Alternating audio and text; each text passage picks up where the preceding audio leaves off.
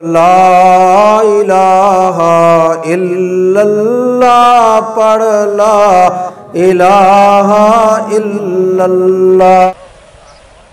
اللہ تبارک و تعالیٰ کی رحمت استغفار کرنے والے کے ساتھ ہوتی ہے۔ بڑی نعمت اللہ تعالیٰ نے یہ استغفار عطا فرمائی ہے ہر مسلمان کو۔ تو جب رحمت ساتھ ہوتی ہے تو باری تعالیٰ فرمائیں گے کہ میرا بندہ لگا ہوا تو ہے کوشش میں،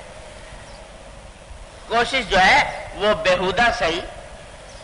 کوشش جو ہے وہ ناتمام صحیح، ادھوری صحیح، لیکن میرا بندہ لگا ہوا ہے کوشش میں،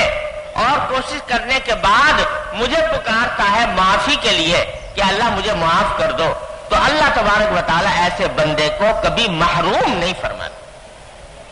کبھی محروم نہیں فرماتا، انشاءاللہ محروم نہیں فرمائے۔ لہذا ہر عبادت میں یہی کرو، کوشش کرو اور استغفار کرو، جس کو بزرگوں نے فرمایا کہ کرتا رہے اور ڈرتا رہے، کرتا رہے اور ڈرتا رہے، کہ کیے بھی جائے، کوشش میں لگا بھی رہے، اور ساتھ ساتھ یہ خوف بھی ہو کہ میں تو کچھ کر نہیں پا رہا، مجھ سے کچھ بن نہیں پڑ رہا۔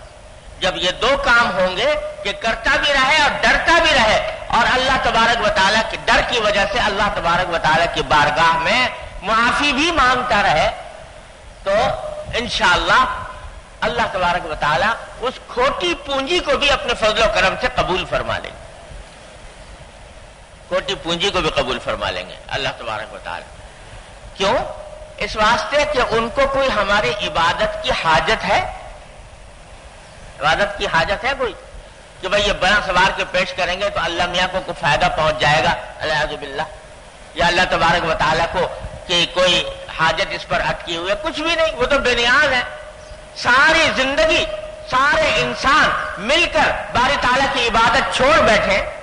اس کی عظمت و جلال میں حبہ برابر کمی نہیں آتی، اور سارے سجدے میں پڑے رہے خضوع کے ساتھ، اس کی عظمت و جلال میں حبہ برابر اضافہ نہیں ہوتا۔ وہ جیسا بے نیاز ہے وہ ہے، جیسا مالک الملک والملکوت ہے وہ ہے، جیسا خالق کائنات ہے وہ ہے۔ تو ہماری عبادت سے نہ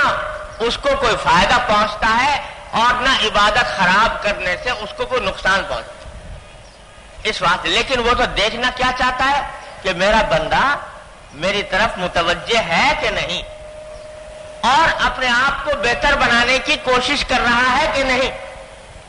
اگر کر رہا ہے، لگا ہوا ہے، اور پھر کوتاہی ہو رہی ہے، اور اس کوتاہی پر معافی بھی مانگ رہا ہے، تو اللہ تبارک و تعالیٰ ارحم الراحمین ہے، وہ یقیناً اللہ تبارک و تعالیٰ اس کی کوتاہی کو معاف فرمائیں گے۔ کبھی بدگمانی مت رکھو، اللہ تبارک و تعالیٰ سے یہی امید رکھو کہ جب ہم اپنی کوتاہی کو معاف کرنے کو کہیں گے تو باری تعالیٰ عطا فرما دیں، معافی عطا فرما دیں۔